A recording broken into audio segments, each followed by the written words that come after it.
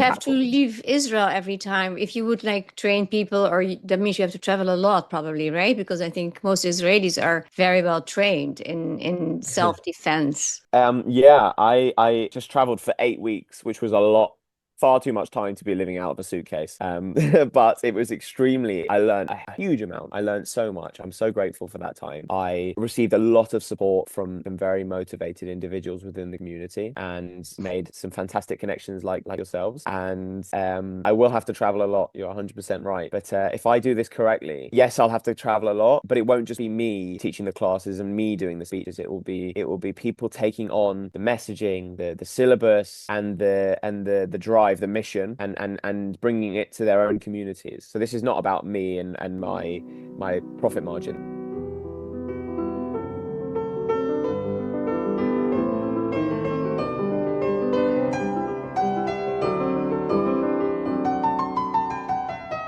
Hi, everyone. This is another episode of Golda's Girls.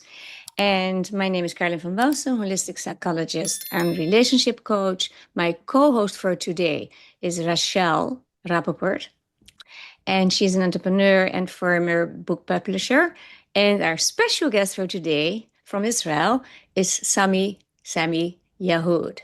Welcome, Sammy, and I can't wait to hear your interesting story. You're the founder of Peace Through Strength, and we would love to hear more about that. So welcome, and thank you for being here. Thank you so much, Carla and Rochelle. Thank you so much for having me. It's great. I met Rochelle over in Florida in my first visit to the south of Florida, which was amazing. And I hopefully had an impactful visit to some of the communities down there. And I'm now back home in Israel and recently engaged. Yeah, I saw Mazel that. Mazel tov. tov. Beautiful Thank you. pictures. Yeah, very nice on Instagram. Yeah, wonderful. Having made Aliyah from London, Sammy founded the Peace Through Strength movement to motivate and empower Jewish people and all those who value freedom to reclaim what had been lost: courage, personal accountability, fortitude, and moral backbone. Dedicated to teaching self-defense across the diaspora, Sammy inspires communities to take positive action by teaching and connecting with passion and providing clarity on the increasing fragility of the Western freedoms we often take for granted. Drawing from personal experience, he highlights the erosion of our fundamental values and fights for peace through strength. And for those viewers who aren't familiar with you and your name, Yahood is Arabic for Jew, right? Correct. So Yeah, I chose that name. It's not my family name, as right. we were discussing earlier before we started recording.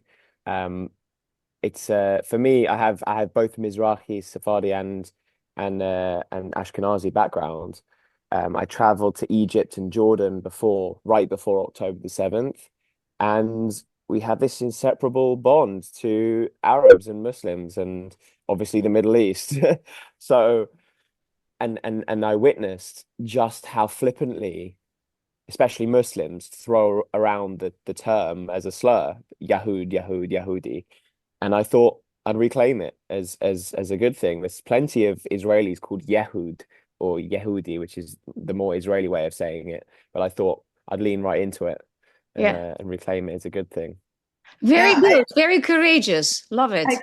I thought it was a great idea and kind of funny in a way, you know. I thought it was very clever. I was impressed by that name choice. But so I want to ask you, what inspired you to form Peace Through Strength and make Aliyah? I don't know which came first. What was the inspiration for doing that? I'll start with Aliyah, in fact. I grew up in London in a very amazing and comfortable Jewish community, very self-sufficient Jewish community in the UK. Um, I was very involved. I went to the biggest Jewish school in Europe, and I was involved in my community until the age of 16 when I left and I went to public school. And that was actually the moment when I really identified the value and started on my journey of really searching for my identity. Because I had taken it for granted up until that point. All I knew pretty much was the British Jewish community. Um, I was educated about Israel and what it means to be Jewish, Judaism, the Torah, etc. But I never really saw or felt its importance and its integral part of my identity. I just saw it as the world that I knew it until I stepped into public school as this little Jewish kid, uh, quite the opposite of my experience prior to that, and realized, wow, this requires nurturing and understanding and being taken seriously, and it's extremely special. It's provided me with a lot of benefits and ease and community in my life, which up until now I've taken for granted. So that took me on a journey of not just learning about my identity, but also self-defense, because I felt like physically in danger, as well as conversationally. I felt the same feeling as a physical self-defense scenario in a scenario where I had to defend my identity and my people from libel or ignorance or hatred. And that to lead on to the Aliyah. So uh, were the slurs or the attacks, verbal or even physical, against you prior to October 7th, or was it after? yes, so I was in this, I'm talking back in 2016, 17, when I left the Jewish school system and went to the public school. And I was never very seriously targeted because of my Jewishness and my identity, mostly because I didn't really, even before I was very proficient at self-defense, I didn't really take any nonsense from anyone. I'm always someone to speak my mind and to fight back. I don't think I've ever started a fight, but I'm always one to respond at least equally as hard as I've been attacked in the first place. But it was evident enough. It wasn't super serious, but it was evident enough, both the physical and the verbal, that hatred or alienation or ignorance, as I said, for me to really do something about it. It was really, really visible enough because, like I said, that stark difference going from the biggest Jewish school in Europe and totally engulfed by that bubble of the community into being dropped into public school and kind of figuring it out. So you fast forward only a year or two from that point, I was certain I belonged in Israel. I really wanted to make Aliyah and to draft into the army. But I actually, but even by that point, 17, 18, I had a very serious injury in my spine, which I still suffer with.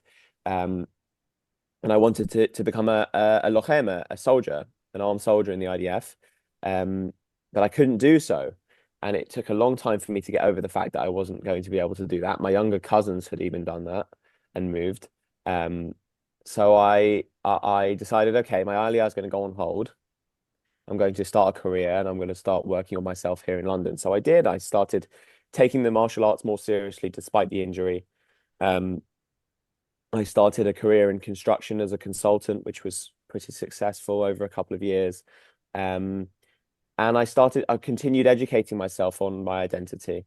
And fast forward to 2024 was when I actually made Aliyah. And it was just a question of when and not if for me. From the age of 17, 18, I always knew I'd end up here. I just wasn't sure how or when. Wow, wonderful. Your parents or if you have any siblings, did they follow you or did you do this on your own? So two of my very close cousins came here before I did, and they grew up Orthodox. They're from a very Orthodox background, and I remember them coming to my house on half an hour's notice. They're two of five boys. There's five boys in the family, and I'd have half an hour notice to hide all my best toys because they'd come over and just wreck the place. And then next thing I know, they're both soldiers in the IDF, and I'm still in Britain. So that was a big feeling of responsibility for me, especially when October the 7th hit, to really start the work that I started to do from that point. But beforehand, I was teaching Krav Maga and doing security as volunteering for the Jewish community across the UK. But to answer your question, my immediate family has very little connection to Israel, only because of me, really. I've got, like I said, cousins, but other than that, my parents are very British at heart. And my siblings, they are connected. Whether they'll move is another question. I sincerely hope so. Yeah, because the situation in England is not that great for Jews at the moment, and in the future, I think it is probably worse. What is your idea Yeah, of that? I don't see much hope for the Jewish future in Europe, quite honestly. Yeah. And that's my assessment of many places across the diaspora. And I get a lot of pushback from that. I get a lot of Yeah. pushback because you know what they say, crazy is often right just too soon. And when you talk about anything that it shakes up people's comfort zone, you get a lot of pushback naturally. Yeah. Often the most important things that people need to hear are often the most uncomfortable things. Yeah. And we need to be realizing that we live these lives of immense comfort and unnatural comfort and privilege and freedom and luxury, to be able to be like, all right, I see that, I'm grateful for that. What am I doing to preserve it and protect it? And that's why I founded Peace Through Strength, and that's why I'll be working with every Jewish organization and allies that will work with me to bring back that gratitude, that perspective, and that courage in defense of our identity and morals. That's So amazing. in Israel right now, are you doing like self-defense classes, or what exactly are you doing in terms of that Peace Through Strength movement?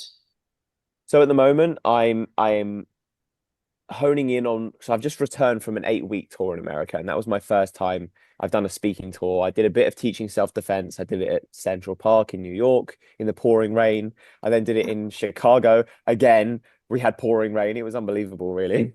It was good to end that trip in Florida, let's just put it that way, because I went from autumn, fall, winter weather in the north to then ending the trip on summer weather.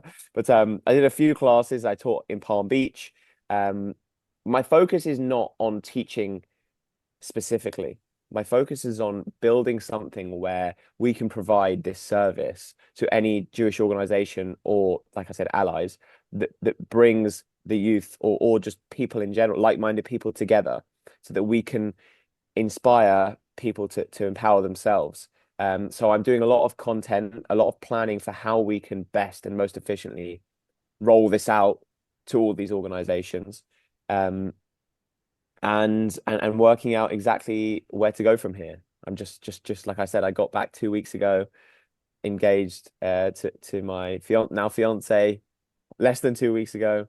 I've just kind of sorted the apartment finally. So at the moment, I'm focused on really figuring out how I can best structure this offering to then roll it out and to be most successful That and means most you have to impactful. leave Israel every time. If you would like train people, that means you have to travel a lot, probably, right? Because I think most Israelis are very well trained in self-defense. Yeah, I just traveled for 8 weeks, which was a lot, far too much time to be living out of a suitcase. But it was I learned a huge amount. I learned so much. I'm so grateful for that time. I received a lot of support from very motivated individuals within the community and made some fantastic connections like yourselves. And I will have to travel a lot. You're 100% right. But if I do this correctly, yes, I'll have to travel a lot, but it won't just be me teaching the classes and me doing the speeches. It will be people taking on the messaging, the syllabus, and the drive, the mission, and bringing it to their own communities. So this is not about me and my profit margin. This is about me having seen, as you identified, what's gone on in Britain and being motivated to empower people to help me Yeah, with yeah. turning the course of our history, really. That's the goal. People look at me like I'm crazy when they ask me what I do. So I you have a struggle to give them huge a job. I package. struggle to give them a job title. Yeah, yeah, yeah. It's pretty obvious that things have gone from bad to worse. I'm Canadian, and when I look at what's going on in Toronto, which is where I'm from originally, and Montreal, it's really scary. And my Canadian friends want to leave. They want to come to the US. It's a difficult situation financially because of the Canadian dollar, and they're going to lose like 45% of their, you know, finances. So that's a big issue. But I think self-defense is really important for everybody, women, you know, everybody, especially if you look Jewish. like you're Orthodox and you're very obviously Jewish, I think it's pretty damn scary what's been happening in terms of assaults on Jews everywhere. I actually had an experience when I was about 20 years old, way before October 7th. And that was, I was in the Canary Islands by myself on vacation, and I was wearing a Star of David, and I was walking through a flea market in Grand Canary Island. And I didn't know before I got there that there were a lot of Muslims there. So anyway, I'm walking through this flea market, and there's a kiosk, and I recognize that the young man there, probably in his mid-20s, is an Arab. And I know that I'm wearing a Jewish star. So I immediately put my hands behind my back because I didn't want to be accused of touching anything or taking anything. And he knew that I wasn't from the Canary Islands, and he asked me if he could help me. And I said, oh, no, thank you. I'm just looking. And he came up to me, and he had a switchblade, and he put it like almost touching me, but not quite. And he said, for nothing, I would kill you. And that was just because I was wearing a star. And so I looked at him and I said, yeah, I bet you would. And then I turned around and walked away. But that was a long time ago. And so now we have a situation where, with the college students, we have a tremendous amount of anti-Semitism, anti-Israel. So I think it's so important for people to know how to defend themselves. I agree. And I mentioned to you earlier that I don't fight anti-Semitism and I don't advocate for Israel much.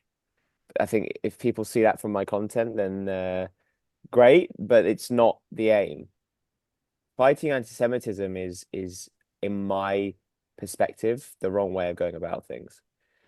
You're fighting anti-Semitism in your scenario would be you being stronger and more able to defend yourself in a scenario like that, or maybe aware that he had a switchblade, or being aware of your whatever the case may be. For me, fighting anti-Semitism is making Jews stronger. It's not focusing on the outer, it's focusing on the inner. And I mean, everyone says Israel's PR is so terrible, right? Everyone moans about Israel's PR and how anti-Semitism is getting worse. Mm-hmm. Anti-Semitism is that works on the assumption that anti-Semitism is getting worse because of what Israel's doing. It's very much not. It's nothing to do with Israel's actions. The war that's followed October the 7th is simply the perfect catalyst for turning Jew hatred from hatred into political activism, which is exactly what these people have needed. Jew hatred has never gone away. It's just sunk beneath the surface. Jew hatred is the canary in the coal mine. It's what shows us that society is headed in a dark direction. It's not about us. Yeah. We've just, in my opinion, as Jews, we've become comfortable, complacent, and weak to the point where we're insecure and we're self-centered.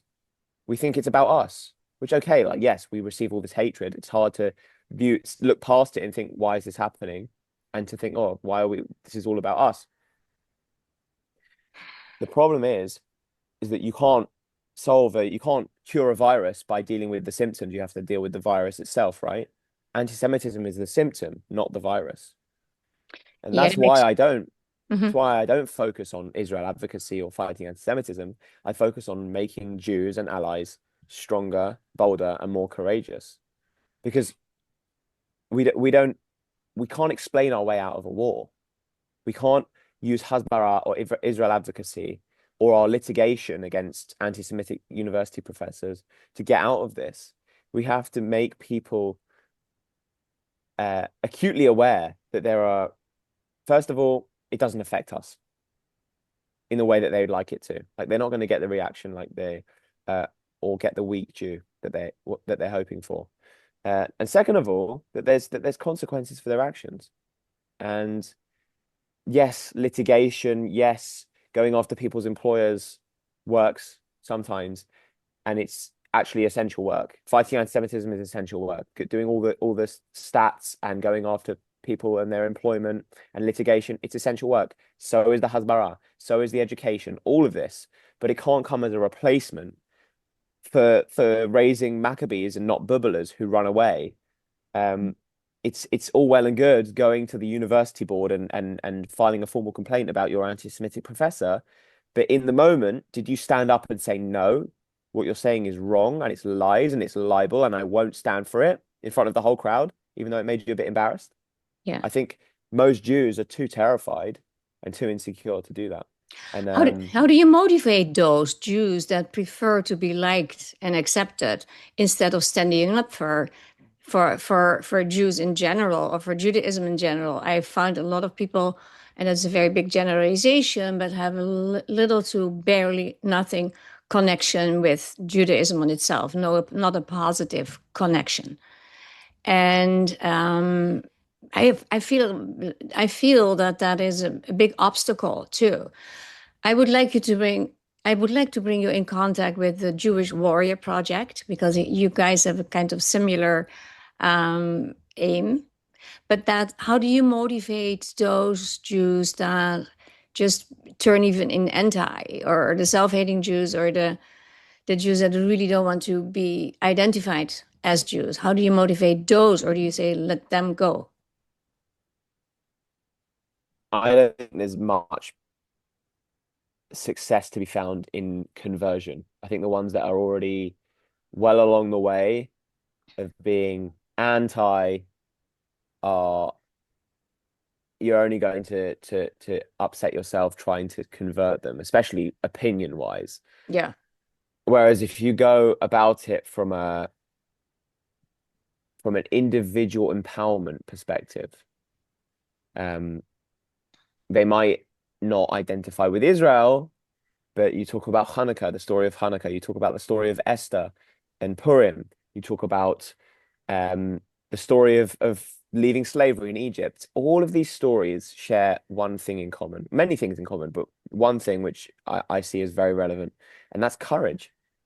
It took Esther immense courage to stand up for her people and identify herself as a Jew to the king. It took Moses courage to confront the Pharaoh. It took Nachshon courage to step into the water to split the sea before anyone was brave enough to do so. And it took the Maccabees courage, took the Bar Kokhba courage, took the Warsaw Ghetto courage. Jews in history, and I mean, significantly in the Torah, but across history, have required courage to stand up for themselves. And it takes courage to look at yourself in the mirror and to think, am I avoiding anything? Am I avoiding discomfort? If all of my friends say that my identity is evil, just because it's easier to capitulate to that and to keep these friends, does that make it the right choice?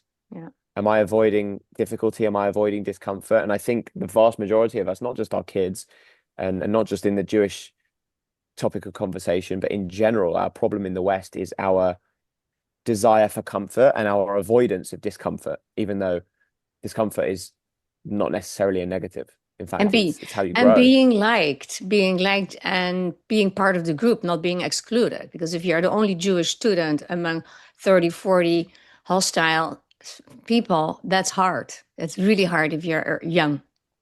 Being disliked is uncomfortable. Yes. It's scary. It's alienating. But if we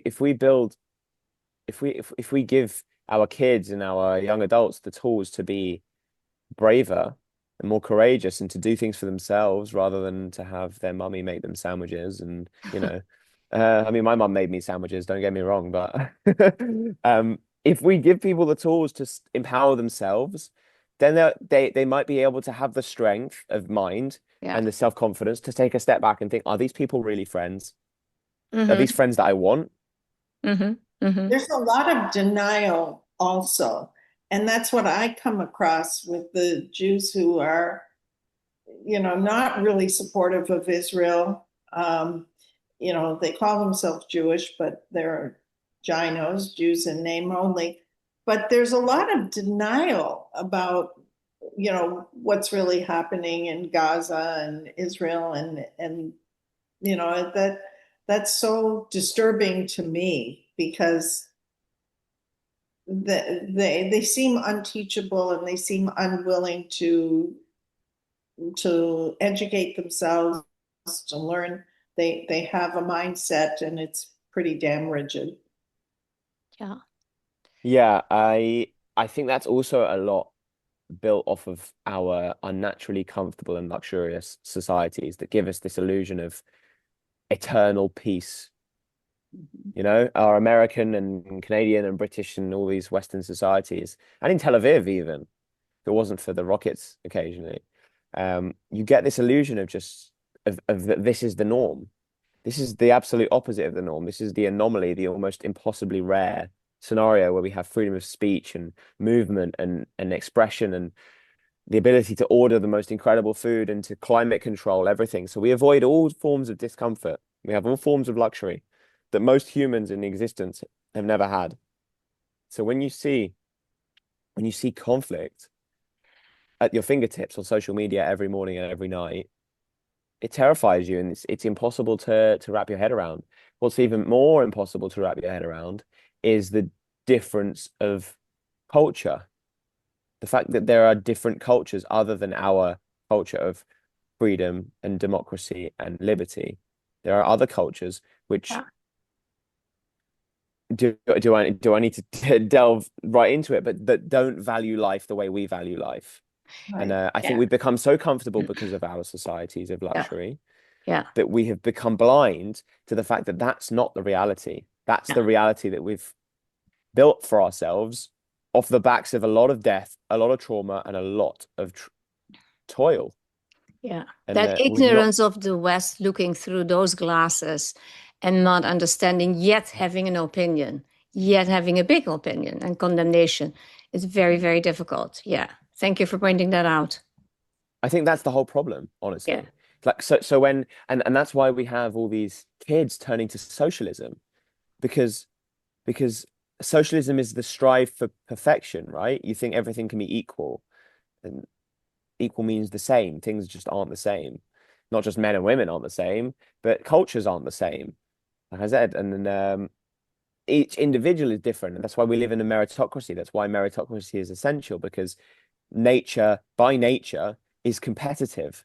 Every tree, every plant is fighting for its sunlight and for its nutrients the same way that humans need to. But like I said, when you wake up and you see these conflicts on your phone from your luxurious place in Miami or New York or whatever, it's impossible to fathom how that could be going on, which is why you have these people, like, they look at the death toll count, or why have only 2,000 people in Israel died when 60,000 in Gaza have died? That must mean Israel's the devil. Yeah. But people don't understand the reality Yeah. of human existence is a brutal one. We Yeah. just have this little blip in time where we have this funny peace in the West, which is, I mean, it's that amongst many other things, but I think it's impossible for people to fathom that there is good and evil, and that there is a difference between cultures. And I think that's exactly the explanation for why we've become so blind, and we quite literally invite and throw the red carpet out to illegal migrants who quite openly follow an ideology that wants to kill us. And is accepted. Yeah, we roll the red carpet out for them. In the UK, I mean, in America, that happened for 4 years under the Democrats. But they buy hotels. They buy hotels and apartment blocks to house them. Yeah. And Yeah. it's absurd, and it can only be put down to comfort and complacency. Yeah. Yeah. And power, the desire for power that makes you blind in political way, I would say. Yes, absolutely. As well as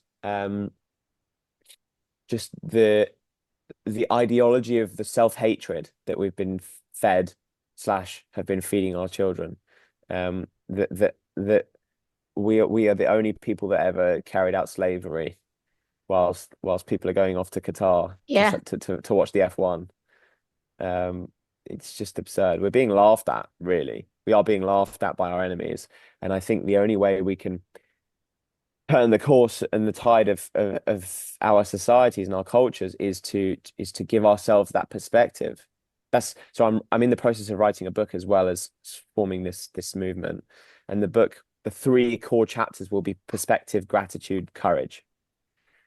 So once you have this perspective that cultures are not all equal, that history is one of brutality and tyranny and squalor, and that's most of human existence.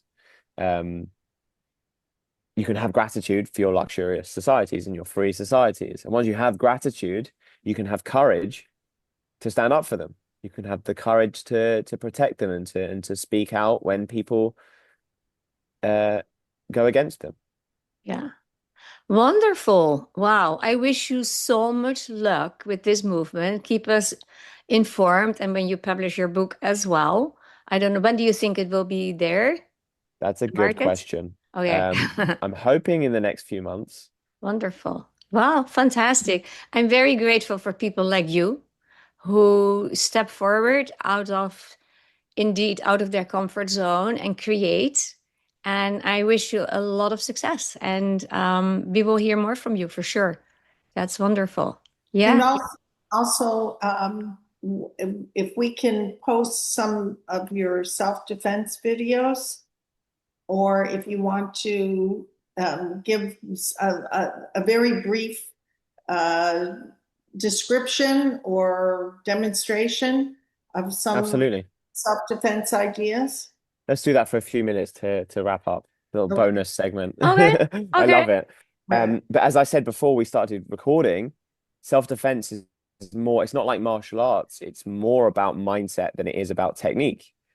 You don't have to throw the best punch or kick or anything. Self-defense is about awareness. It's about understanding the principles of how you defend yourself. So, for example, a big difference between self-defense and martial arts is there's no rules in self-defense. You are in it to stay alive and to get home safely and to bring everyone else home safely. In martial arts, there are rounds, there are places you're not allowed to hit for good reason because they're vulnerable spots, and that's actually the ideal target in a self-defense scenario. You want to target if you're in a place, if you're God forbid in a scenario where you have to fight back, you're targeting the vulnerable spots like the groin and the neck and the eyes and all of those spots you can't target in a boxing match, for example. Yeah. And you're not training for rounds. Another principle is it's either 0, you're sat for a coffee, or 100. There's no in between. It's not like you're going 80% or 60% and then you go up to 100% and you're back and forth. 0 or 100. You're fighting for your life or you're having a coffee, you know? So that's why technique is less important, and it's more about that ability to use that adrenaline, which is what will come up, that natural response, that fear response, instead of allowing it to give you those concrete shoes and to make you freeze in position. You have to choose one of the only 2 valid options, which is fight or flight, right? So if you're on your own and you don't have anyone to protect, flight is always the ideal option. Avoidance is the best form of self-defense. That should go without saying. But if you're in a scenario where there is no ability to avoid it, you better hope that you were aware of your surroundings when you got into that position. For example, like I said, to use the coffee example, you better hope that, for example, you have your back to the coffee shop if you're sat outside instead of your back to the street. So you're not being, so you're aware that this person's coming up on you, and you knew that there's a chair next to you. That if this guy who's running crazily with a knife at the coffee shop, you can quickly pick up the chair and put it between you. It's all about awareness of your surroundings, of other people's body language, you can read rooms very quickly once you become aware that it's all about mindset. You can feel the tone in the room, and your surroundings and your environment. So like I said, the chair, or your hot coffee or anything such as that, you're aware of the other back exit that no one knew was there at the bar. You're aware of these things, or you start to pay more attention to these things as you focus on self-defense in your life more. And to give you a little physical demonstration, I used to teach self-defense or Krav Maga for security purposes. So security, they don't have the option for the flight. They have to fight. They have to neutralize the attacker because they're protecting everything that's behind them. So, for example, they're standing on a event door and they're questioning, but there's no real suspects. They're actually talking exactly. You've noticed I've just started talking with my hands. There's no threat, but this is some sort of ready position, standing like this. This is a non-threatening ready position where you can stand and you can say that, hi, my name is Samuel. I'm here from security. I've got to ask you a few questions. If you wouldn't mind, slowly, please remove your hands from your pockets. And this is this doesn't look too dissimilar to this, right?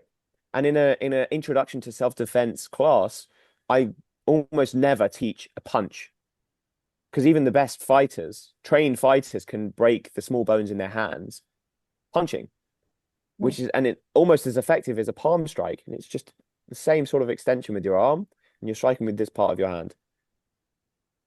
And from this position, it's very natural compared to having your hands in front of you, crossed in front of you, your arms crossed, your arms in your pocket.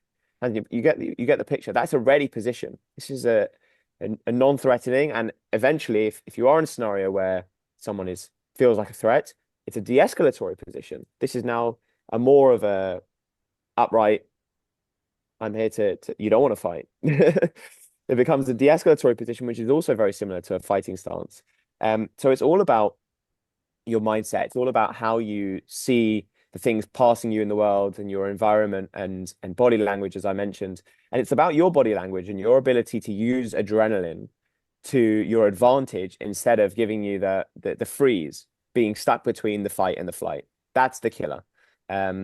So what I can advise people to do in their own time without going to any sort of gym is to put themselves through these healthy, uncomfortable situations. Get comfortable being uncomfortable. I always say this. So put yourself through a high adrenaline scenario that's not like an argument with your significant other or stress about the Excel spreadsheets. That's unhealthy stress. Healthy stress is running up the stairs and then try to do the same maths equation that you tried to do the day before while sat at your desk.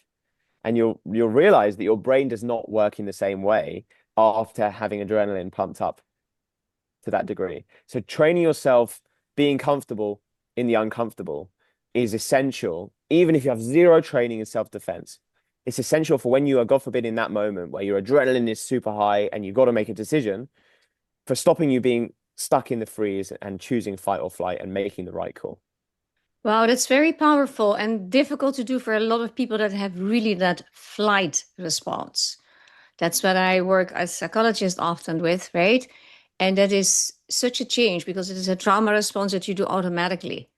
And I see that with a lot of Jews. If I speak to my Jewish friends in the Netherlands, most of them say, we live under a rock. It's not like, okay, I'm facing it under, so that is a huge mindset. But you can see with Israelis, they're very courageous in general.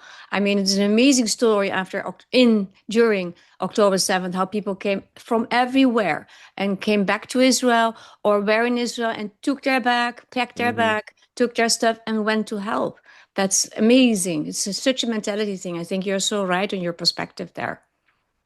Yeah, I mean, that's courage to the T. Courage is Yes. doing the right thing, not knowing what the consequences will be for you. Doing the thing that you know to be right and necessary. Yeah. Like packing your bag, picking up your weapon and just driving towards the danger because you know that there are people more helpless than you. Yeah. But you just mentioned flight like it's a bad thing, and it doesn't have to be. Flight is a decision. It's better than indecision, right? Fight or flight are the two valid responses to a threat. And Freeze is the killer. Yeah, the two valid ones are fight or flight. So if flight's the right choice, then great. But it's often impossible in a scenario.